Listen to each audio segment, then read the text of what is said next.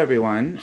My name is Josh Sharfstein. I am the Vice Dean for Public Health Practice and Community Engagement here at the Johns Hopkins Bloomberg School of Public Health, and welcome to this really important webinar on the American Rescue Plan and public health.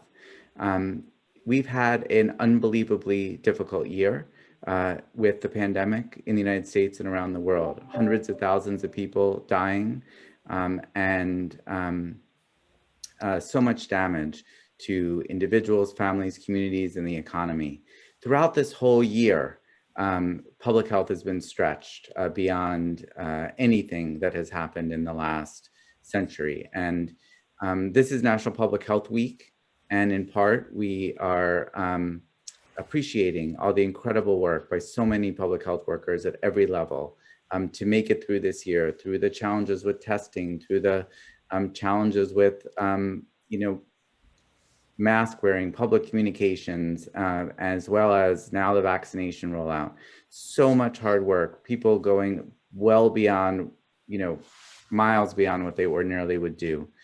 I'm often wondering, when would there be real resources to support the work of public health and to support community health, to address some of the equity gaps, to address some of the really terrible injustices exposed by the pandemic? When would those resources come? And we now have a $1.9 trillion American Rescue Plan that actually includes, I think, the first real investment in public health of all the different bills that have happened over the course of the year. The first is certainly the biggest and most comprehensive and substantial.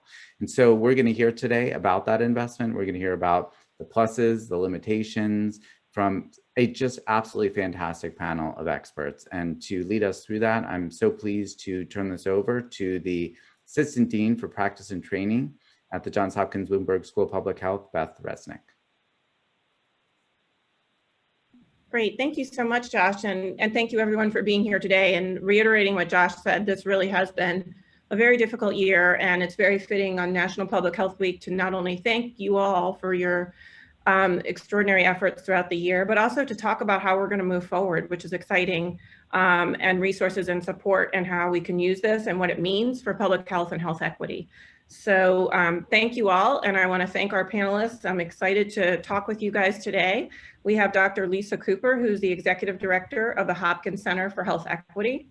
We have Chrissy Giuliano, the Executive Director of the Big Cities Health Coalition. Carolyn Mullen, Chief of Governmental Affairs and Public Relations for the Association of State and Territorial Health Officials. And Tony Mazzacci, Senior Director for Policy and Research at the Association of Schools and Programs of Public Health. So really looking forward to this discussion today and talking about this American Rescue Plan and what it means. So I think I'm going to ask each of our guests first to introduce yourselves and just in big picture terms, what this means to you, your work, and your organization. Maybe we start with Dr. Lisa Cooper, please. Sure. Hello, everybody. Yeah, it's a pleasure to be here today, and thanks for having me. I would just like to say I'm so excited about this legislation and all the funding that is going to come to address health equity in particular. I think that it's going to address the health of disadvantaged groups in our country in many ways, directly and indirectly. But perhaps most importantly and directly, it's really going to alleviate childhood poverty to a large extent. That's one of the largest emphases that I see that will have an impact on communities of color and low-income communities. It's also going to close gaps in access to medical care because of a lot of the provisions that have been made to expand insurance coverage and affordability. There are a lot of provisions within the law that will allow for stronger investments in community health and public health infrastructure, which we know will support communities that have been more hard hit by the COVID-19 pandemic. And there's also a lot in this bill that addresses social factors that contribute to health. So I'm really excited about those four things in particular, but I know that there are lots of other indirect ways that the law will also advance health equity. Great, thank you. You know, Lisa, it's been a year where we've been constantly hearing bad news. So just hearing your uplift in your voice and the excitement about some of the impact of this bill is really exciting and quite fitting on National Public Health Week. So I want to thank you for starting us off on such a great note, and let's talk about how we can build on what you are sharing, which is terrific. Chrissy, let's hear from you about the big city health departments. Obviously, it's been a rough and very busy year for your membership. They've all been thrown into the to the wolves, as we say, right? Trying to respond to all of this. So, number one, thanks to your members. And what big picture do you see this meaning for your membership and local health departments across the country? Yeah, thanks, Beth. It's great to be here to share some of this. You know, I think first, just the how large an investment this is in public health. You know, we all use the word historical and groundbreaking, I think, a lot in the past year, but this really is. And looking at not just the funding to literally continue the response, but to think bigger picture, you know, as Dr. Cooper was saying, around all the things that affect health. You know, and I think those of us who work so closely in governmental health, public health, have been so focused on, you know, this is for testing, this is for contact tracing, but big picture, it really is trying to move us to a place where we can truly make communities healthier through all of the different pieces of the puzzle. And I think this bill thinks big picture around, you know, to borrow a phrase, building back better. Around a host of policy issues that, again, aren't just focused on public health, but the economy and education and, you know, housing and all these really critical parts that build healthy, more resilient communities. Great, thank you so much. And now, Carolyn, let's turn to you. The states clearly have had a huge role throughout this year. Basically the lead engines of the response at the level that we're all seeing in our own communities. Can you share a little bit from your perspective from ASTO about what this might mean for state health departments? Great, thank you so much, and thank you for the opportunity to be with all of you today.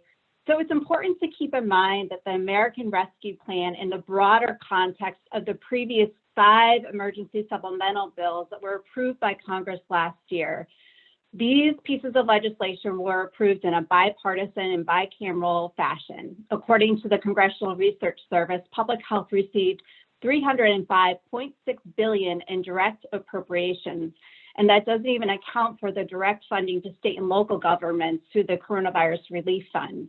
The American Rescue Plan adds nearly $100 billion in additional funding for public health, bringing the total to over $400 billion. So there's a lot of money in the system right now, and we are extremely grateful for that. I'm going to break down some specifics for you in terms of what state health departments are anticipating coming down the pipeline as a result of the American Rescue Plan. $7.5 billion was to go to CDC to remain available until expended to carry out activities to prepare for, promote, distribute, and administer the vaccine. To date, approximately $1.8 billion has been allocated to strengthen vaccine confidence, and these grants will be awarded by April. What's unknown is how much time and how much of the $5 billion that's about left will be available for state and local health departments. And previous bills, such as the Consolidated Appropriations Act, provided specific set-asides for the state and local health departments. The American Rescue Plan didn't do that, so we still are figuring that out with our partners at CDC. In addition, there's $1 billion for CDC to strengthen vaccine confidence, to improve the rates of vaccinations and provide further information and education with respect to the vaccine. It's still unknown how much or if any of these resources will be allocated to state and local health departments because the bill, again, didn't provide that specificity. There's $47.8 billion for HHS to detect, diagnose, trace, and monitor COVID-19, and some of these funds may be awarded to provide technical assistance and guidance and support for state and local health departments. Funds may be used to establish and expand federal, state, local, and territorial testing and contact tracing capabilities. To date, about $12.25 billion of the $47.8 billion has been allocated to support school testing and addressing disparities to improve contact tracing and testing. There's also $1.75 billion for CDC to conduct, expand, and improve activities on sequencing genomes. Again, we don't have a lot of specifics about how much of that money will be going out to state and local health departments. I know CDC is working on the guidance. Finally, there's $7.66 billion to establish and expand and sustain a public health workforce. ASTO is collaborating with the White House and HHS to understand their priorities for this funding and then mechanisms by which some of this funding will be going out the door. And additionally, there's $390 million for WIC modernization funding for Nursing Corps, Medical Reserve Corps, National Reserve Corps, $7.6 billion for community health centers, $500 million for CDC data modernization, and a lot of other billions of dollars for substance abuse and misuse. So that's just a snapshot of what we anticipate coming down the pipeline for state and local health departments as a result of this bill. But we're extremely grateful for the assistance of the administration and for Congress for approving it. It provides a lot of certainty into the system for our members and their work. Wow, well, thank you. That was a lot of numbers. And excuse me, the exciting part is, at least for the last decade, what I've always heard on updates is, cuts and where we're going to lose stuff and what we have to, so the idea that these numbers are all increases of money is pretty exciting and actually will guide much of our discussion, thinking about how are we going to make the most of this money and make sure that we get some of the changes that some of you were talking about. So Tony, let's turn to you. Obviously, we're here at the Johns Hopkins Bloomberg School of Public Health. So schools of public health, how do you see big picture what their role is in this? And clearly they've been big players and partners throughout this last year. So how do you see this influx of resources and money impacting schools of public health? Thank you, Beth. It's a pleasure to be with you today. Association of Schools and Programs of Public Health represents 130 schools and programs, both in the United States and overseas. And our advocacy efforts really focus on two prongs, issues that affect the regulatory, legislative, and other policy issues that directly impact the schools, programs, faculty, and students. And there's quite a bit of interesting provisions in the bill that directly affect our schools. But the bigger impact is that we try to give voice to the concerns of the academic public health community on policy issues that either violate or affirm our values. And the entire trajectory of this legislation is to affirm public health values throughout the federal government.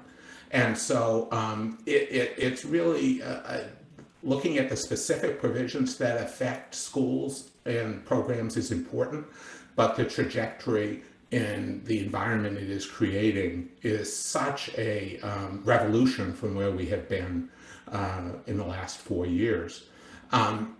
Some of the specific provisions were, are $39–40 billion for higher education. Half of which goes to help students in distress. The provision on workforce is still largely unknown as we try to figure out how the federal government will allocate these resources. One of the surprising things in the bill has been the level of freedom that the Centers for Disease Control and other agencies have been given in allocating these resources. So the public health workforce provision, $7.6 billion, fits on 3 paragraphs. It's less than a page long. And frankly, it shows a level of trust in CDC and frankly, the Biden administration. Whereas in the past, most of the provisions related to CDC are very specific and very tie the hands of the agency a great deal. As a major service provider to state, local, territorial, and tribal health departments, our schools and programs, as a result of this bill and the 5 other bills that have been passed on COVID, are, especially on the practice side, we're seeing a wave of new opportunities and demands.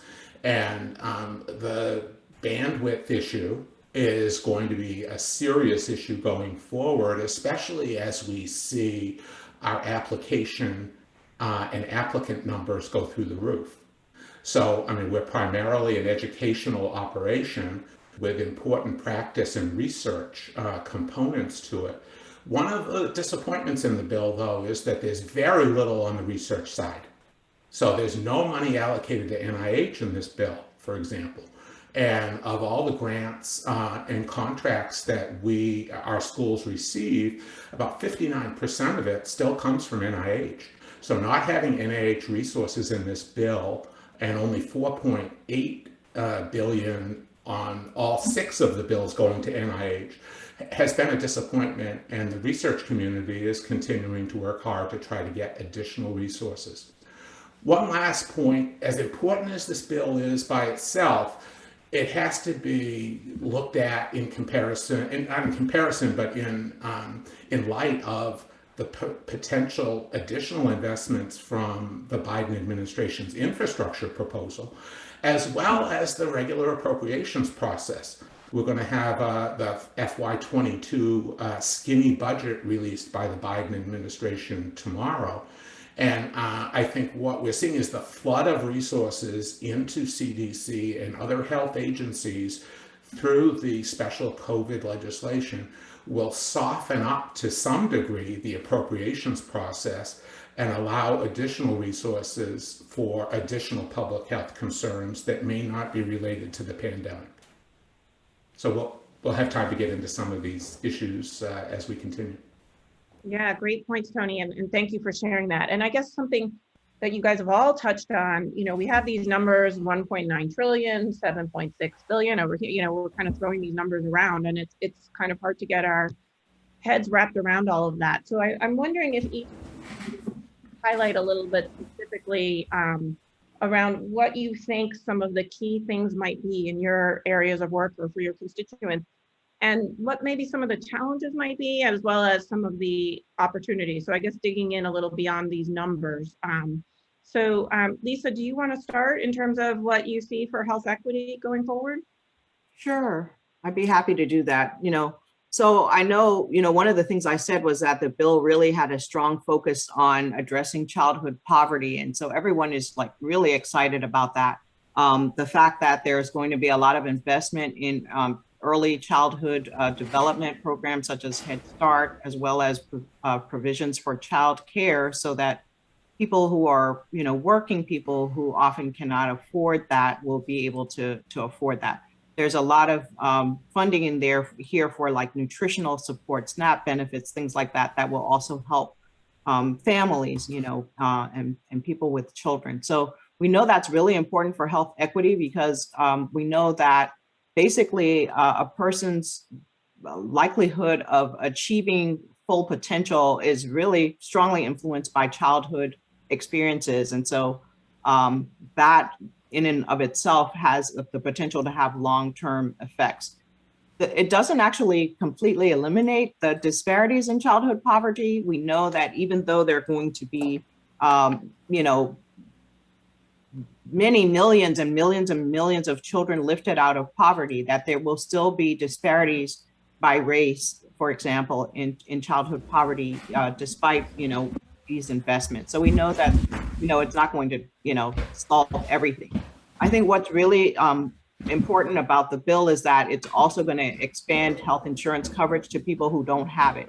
It's going to allow people who have higher levels of income, so up to 400% of the federal poverty limit, to have access to additional financial assistance to be able to afford premiums, in the healthcare exchanges. There's going to be incentives for states that haven't expanded Medicaid to do that.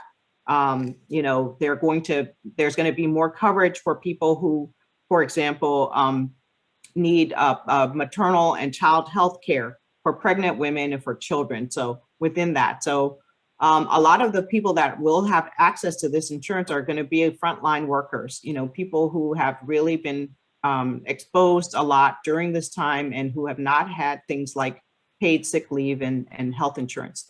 People who are going to really need this, either because they've got chronic medical conditions, and many of them may actually have long-term effects of having gotten COVID themselves. I think the other thing that's going to happen is that for people who became unemployed during this time, there are going to be subsidies for them to be able to afford their COBRA premiums. So I think all of those things are going to be really important. When it comes to, we heard a lot about what the public health infrastructure is going to be bolstered by the funding. I think it's really important for communities of color, for example, that have had less access to vaccines, for example, that need more of the workforce to extend out into hard to reach communities, places where people don't have transportation, for example, or don't have access to internet services where they can easily get signed up for vaccines. So I think that's going to be critically important. It's also going to be important that community health centers that provide the majority of care to poor people and to people of color in this country will get additional support and funding from this. They're also the indirect benefits, the funding for people to get assistance with housing and to prevent them from becoming evicted. We know that disadvantaged populations, a lot of people have lost jobs during this time and have had struggles with being able to afford to keep up their payments, utility payments, housing payments.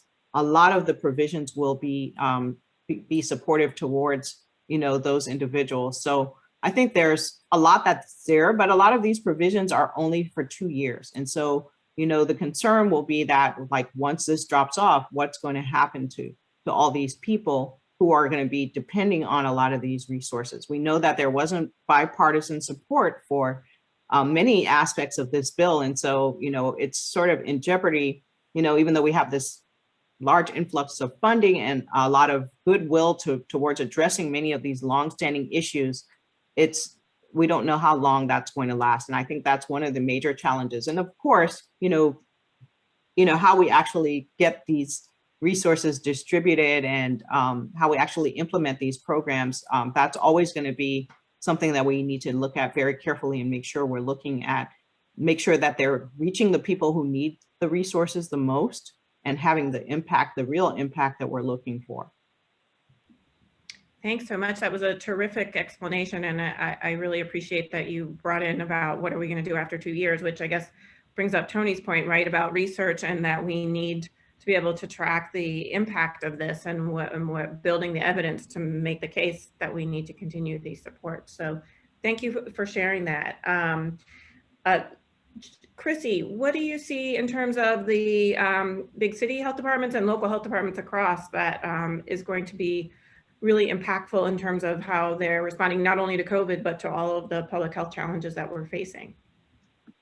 Yeah, so, the first thing is just the influx of dollars. And, we also need to make sure that those resources ranging from money to people to vaccine actually gets local. And that's critically important for, the on the ground response. We also have a real opportunity thinking about sustainability to make sure that we're not just hiring 100,000 public health workers for 5 minutes and then going back to where we were. So we really need to, not waste this opportunity and think about how we can, break this sort of boom and bust cycle that, we have in public health funding. So we need to make sure that we can recruit and recruit, retain, and retrain workers in the system and coming into the system. And part of that is making sure that we're paying people enough, to stay in governmental public health. And we also need to, I think about that a little bigger picture. So in the American Rescue Plan, where they talk about what types of public health workers and skills are included, they talked about policy experts and communications, which is a huge win, I think, for us as a field. One of the things we all say all the time is, it's not just EPIs that we need. It's not just, the really technical skills, but the ability to be able to communicate with the public, particularly in a pandemic, right? The ability to have somebody on your staff who can think big picture on policy, who can, advocate as appropriate, whether it's at the local, state, or federal level for what a health department needs and what a community needs. That's a totally different skill set.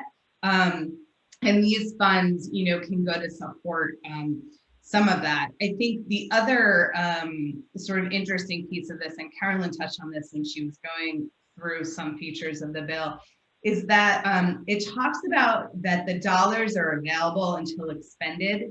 And this is like such an inside baseball thing, but it's really important. Often when we have emergency funding or even routine funding, there are end dates. And so when a grant goes out, you have, 6 months sometimes by the time it gets local to spend the dollars. But Congress had the forethought and or the Biden administration to request this. So thank you to both of them to say, use these dollars as you need them and for as long as you need them so that you can do what you need to do. And while that's probably a little bit nerve-wracking to some in Congress, and this flexibility is important. And it may allow health departments to keep people on staff longer, to think about that retention piece rather than just having someone in a job for 6 months or something like that. Great points. Yes. So Carolyn, when you mentioned a lot of the numbers for state health departments, I have a bigger picture question in terms of, for the most part, in the past administration, the states were really taking the lead on the COVID response. Do you see this bill and this plan changing that, or how do you see the role of the states moving forward changing based on some of these resources? That's a great question. And I will say before the election, ASTO actually put together a 100-day success memo. So regardless of who was going to win the election, we articulated what we needed from the administration in terms of helping with the pandemic response. And so in our 100-day success memo, which is not public, we focused on rebuilding trust in the public health system, resetting the state-federal public partnership, a national strategy to get control of COVID-19, investing in a state and local vaccinate with confidence communication strategy, investing in Operation Warp Speed for vaccine distribution, and investing in modernizing the U.S. public health data system. The reason why I say this is because a pandemic response requires a whole of government approach across all levels, federal, state, local, tribal, territorial, and we have to have trust, clear communication, and strong partnership. And so what we are really excited about is when we shared this memo with the Biden administration, we started those conversations right away on how can we improve the COVID response. And the way the AARP is written in terms of providing flexibility for the funds will provide a lot of leeway, as Chrissy was saying, to help with the overall response. But providing certainty into the system, so we didn't have to go back and advocate for additional resources in June or July, was super important part of the American Rescue Plan. And then a lot of activities that the Biden administration has undertaken in terms of the executive orders, mandating mask wearing and social distancing in federal places on public transportation, modeling the behavior that we would like to see the American public take, and then really having those bi-directional conversations with us has been an enormous help and assistance in the pandemic response. And then one tangible thing that we have really worked with the Biden administration on is on the vaccine distribution plan and providing visibility on when vaccines were coming to the states and the supply, and knowing when the supply was coming. And so that has also been enormously helpful. So I'm a little bit broader than the scope of the American Rescue Plan, but wanted to articulate that it's much bigger than just this bill. It's really a lot of the steps that the Biden administration has taken to help improve the response. Terrific. And that's great that you guys are already so engaged with the Biden administration, because as we know, collaboration and cooperation have to be a part of the smooth response and ability to move forward. So thank you for your work on doing that. So Tony, we've had a couple things coming up about the schools and programs of public health.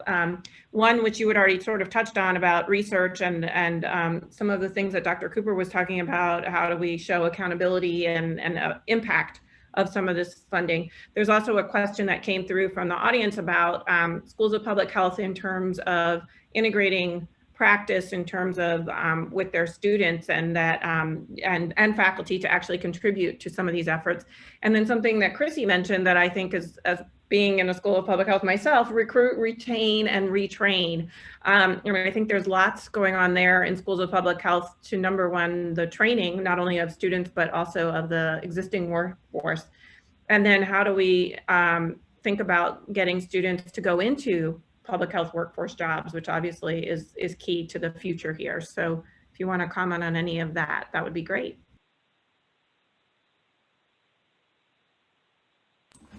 That's a big bucket of issues, obviously, and I think you're absolutely right. I mean, it's hard to parse this all out at this point, how it will affect. There is a tremendous amount of resources in the system now. I think one thing we need to think about, though, is we look all, obviously we're paid and have an interest in the public health aspect of this, but remember that the Biden administration is trying to meet very different goals at the same time. So, for example, the $7.6 billion provided for the public health workforce. The administration, what we heard from transition officials was that while they want to help the public health response to COVID, they also want to make a huge difference in youth unemployment and the economic impact of the pandemic. And so there's this pressure to get the resources out the door because they want the economic impact of those to help spur the economy, versus needing to have a systematic and thoughtful approach to the allocation of resources to have the most impact on the pandemic. And so there's a lot of challenges here, and we're facing one of the benefits, as Christy said, was that most of this money is available until expended, but there's pressure to get the money out the door. And so we're really struggling with that. Right now, the only thing we have to go by is the Congressional Budget Office analysis of the bill, which has varying spending rates. So, for example, on the $7.6 billion for the public health workforce, that's stretched out through FY24, whereas the $40 billion for higher education is allocated through FY28. That's a big difference, 4 fiscal years difference. And so we have many of those anomalies in the bill that we just don't know when the money will be out the door and how fast it really can be spent. The idea that you can spend $2 billion hiring new public health workforce before the end of this fiscal year is going to be a challenge, obviously, considering the money hasn't arrived yet.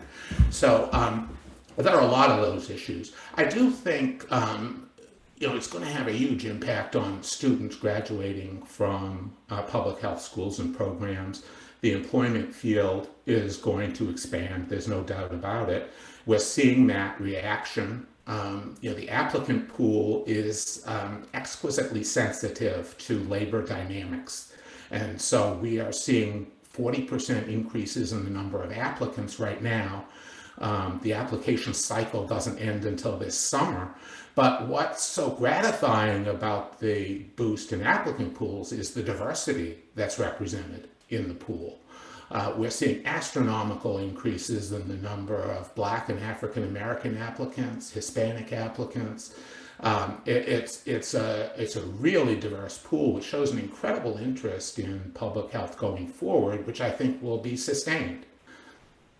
So I'll stop there. Great, yeah, and I just want to add, in addition to the diversity, as you mentioned, there's also a lot of geographic diversity too. I think one of the bright spots of this tough year has been that we're now virtual, so we've been able to reach students that normally wouldn't necessarily have a school or program of public health near them. So yeah, it is pretty exciting about our future and where we're headed here, which is terrific. I wanted to just shift a little bit. One of you mentioned already vaccines, but just because it is so prevalent on all of our minds, and we've probably, everybody in the audience has had some experiences themselves and their family members. About the whole vaccine rollout, right? We've had a lot of, it's been a huge roller coaster, right? We first have the development in such a quick fashion that was pretty amazing. The distribution, of course, was very fragmented and bumpy. And now we're sort of shifting from a limited supply to now in thinking about hesitancy and making sure that we have equitable distribution. So I just wanted to get your thoughts about what you think. Obviously, there's a lot of money in this plan around vaccines specifically. So Lisa, do you want to talk specifically around some of the inequities in vaccine and what we might be able to do to improve that? Sure. You know, I think what we've actually seen an incredible shift in acceptance of vaccinations in communities of color in particular. You know, early on, there was a lot of talk about mistrust of the vaccine and lack of acceptance of the vaccine in communities of color. And actually, we've seen that for the most, like if you look at national data now, that acceptability of the vaccine among African Americans is comparable to that among whites nationwide, with the majority of African Americans up to 70% saying that they would take a vaccine if it was available to them.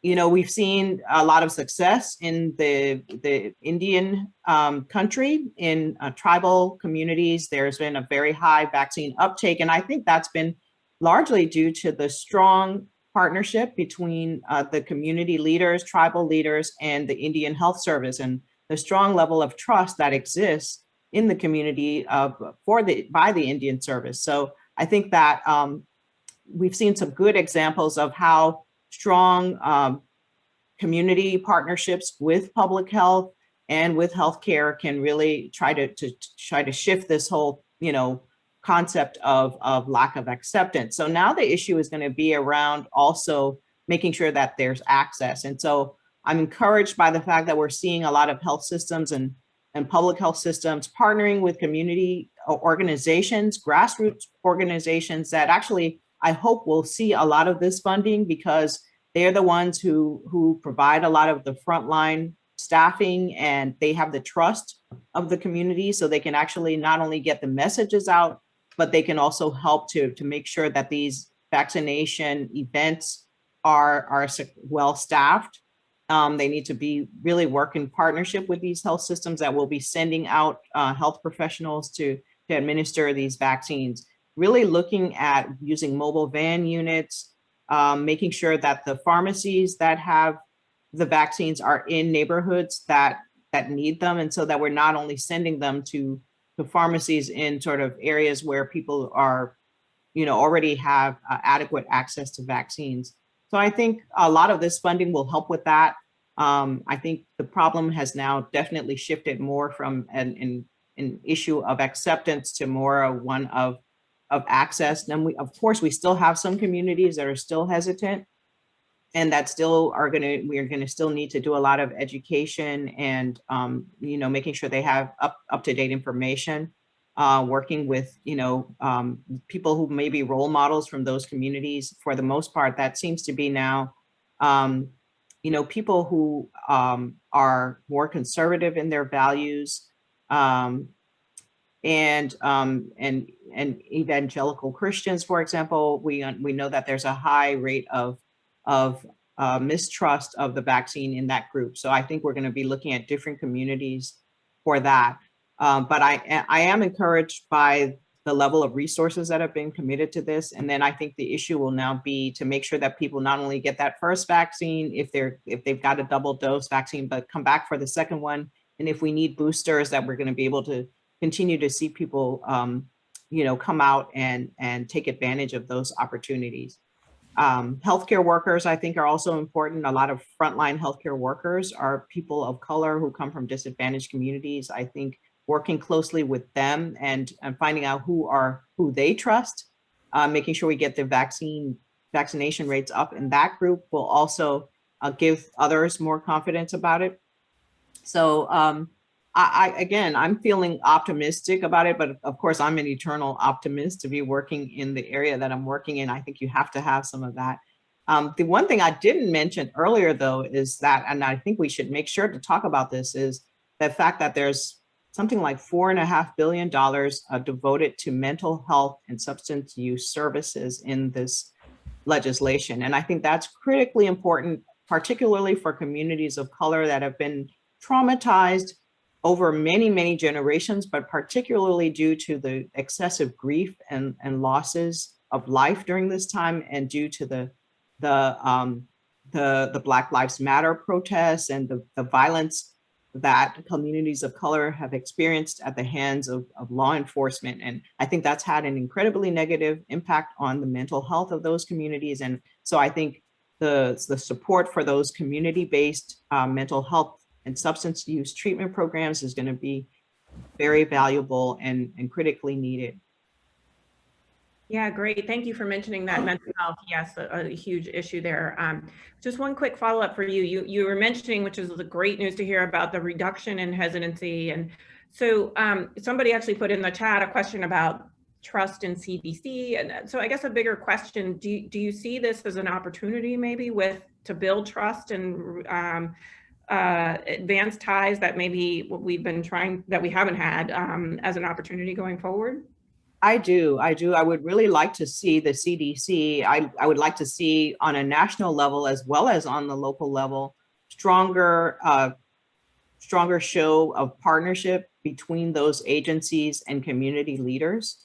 So where we've seen successes, it's been because people who are trusted in those communities, whether it be faith leaders or whether they're leaders of large organizations such as sororities or fraternities, or leaders of historically Black colleges and universities, those kinds of organizations that have the trust of the community. If people can see faces of those individuals, also health professionals who deliver care in those communities can help to bolster up the trust that people might have in governmental agencies. If they see that there are partnerships between government and the people that they know have their best interests at heart. Because I think a lot of that trust was eroded over the past several years. Terrific. Thank you for that optimistic and very exciting future. Tony, I think you noted you wanted to jump in for a second. Yeah, I just wanted to add to something to build on Dr. Cooper's remarks, in that when we talk about community, we have to obviously keep in mind that the academic community itself is a very fertile ground to move a community. So, for example, City University of New York, massive student body when you think of the university as a whole, and when you include family, parents, alumni, you have a massive impact on the community of New York if you can work through the student, faculty, and alumni of your university. And these are trusted voices, and so we need to really work hard at making sure that our own institutions are community leaders, because they can make a huge difference. And there's nothing more devastating when you read in the paper that, as Dr. Cooper said, that X percentage of doctors and nurses are refusing to have a vaccine. Nothing destroys confidence in the system faster than that type of story. And so I think we need to really work hard to make sure that our own community serves as leaders in the vaccination effort. Great points. Thank you, Tony. Yeah. So there's lots of great things coming in on the chat. Please continue. This is great dialogue. This is exactly what we were envisioning for this webcast. So thank you all. So Chrissy, there's a bunch of things that I think relate to the big city health departments and local health departments across. So number one, we've had so much great conversation. I'm almost forgetting, we originally were starting about vaccines. So I wanted you to share if you have anything around the vaccine rollout and how things are now going as we're shifting now into the more plentiful vaccines, but again, sort of the staffing and manning of those vaccine sites. But also there's been some great questions about sort of how are we defining public health workforce, and when we think about students, Tony was just mentioning being engaged in the process of, what would your thoughts be about how students, as we have this big uptick, can they get engaged with health departments and become part of that public health workforce? So I threw a lot at you, I'm sorry, but hopefully you followed all of that. I'll try. I think how we're defining the public health workforce is the $1 million question. And it's really important to think about that core governmental public health workforce that has, I don't want to say narrow, but well-defined responsibilities within a community and really needs to be at a certain threshold to be able to, do all the things they need to do in an emergency and not. And then there's all the other parts of, if you want to call it the community health workers or, non-governmental public health workforce, that's important. And, we need to do both. But we also, again, need to make sure that, we're funding governmental public health at levels that are sufficient. And I think for School of Public Health folks and even students in other, disciplines like policy and nursing and things like that, there are absolutely places for them to plug in across the spectrum. And I think one of the things we need to all do better is figure out what that spectrum is and what are the different skills, roles, responsibilities, and how can all of them then contribute to a healthier community. A year ago in Seattle, they were having a problem having enough people to staff testing sites. And so they actually entered into or sort of made a bigger partnership with the School of Nursing there, and with some funding from philanthropy, we're able to say to these nursing students that were about to graduate, come just do all this with us and for us. And it was part of their practicum. And, it was really a win-win situation for the city and the county and the students. So, one of the silver linings of all of this, I think, is everybody thinking more creatively. We all talk about partnerships, but what does that really mean? But, this was a concrete thing that, hopefully we'll learn from. I think the other, one of the other silver linings, to get back to the vaccine question and, the inequality question is, folks who know me on this call know that I am definitely a Debbie Downer. I remain very concerned about the equity issues with vaccine. I say this as someone who's going to a mass vac site on Sunday as a relatively wealthy white woman, right? So I think we really need to think about the efficiency and equity, and we can't just rush shots into people's arms. We need to make sure they're going where they're most needed. And we can be creative about that. And I would argue that's where local health departments and community leaders, as Lisa was saying, really come into play in knowing who to target, how to target them, and bringing vaccine to those who need it most. Some of our members tried early on to have registration for vaccines by zip codes, and were told that they weren't allowed to do that by higher ups, whereas other cities that had different authorities or different folks looking at the vaccine supply have successfully done that and have started to make sure that vaccines really get deeper into communities. So that's a real concern that I have. But to get to the silver lining, I do think this is something that we've all talked about in public health for a long time. And now it's something that's been made more concrete for, the average person. And I think that's good. And I think, we can now talk more authentically about it and really, have concrete examples of this is what racism has done to our society, or this is what, economic inequality has done. So hopefully that will be, again, one of those silver linings coming out of all of this. Great, thank you. Carolyn, I'm going to turn to you. There was since you were our numbers person who knew all the ins and outs of this bill, there's a couple good questions in here about one particularly around lab and reporting. Is there anything specifically in the bill, the American Rescue Plan, around that? And then also somebody wanted to follow up a little bit. Tony had mentioned it, but maybe you can share a little from your perspective of the bill too, in terms of lack of funding for research and what your thoughts are on that. So the first question on labs and lab reporting, I apologize, I don't have that level of detail at my fingertips, but ASTO did create a legislative alert that provides a summary of the provisions of the bill, which I direct chatted somebody. And within that, you can link to the section by section summary, or you could even do a Control F find in the bill and see the section if you are have questions about lab reporting. I just don't know it off the top of my head. So that's one helpful link. And then the second point in terms of research. So in my previous life, I was an advocate for the National Institutes of Health and worked extensively within the research community. And I'm also president of the Coalition for Health Funding currently.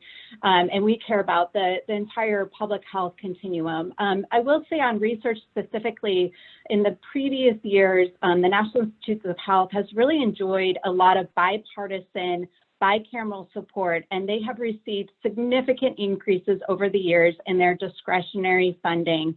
I know that there are challenges right now with the pandemic and research being shut down, and so that is a concern to the broader community.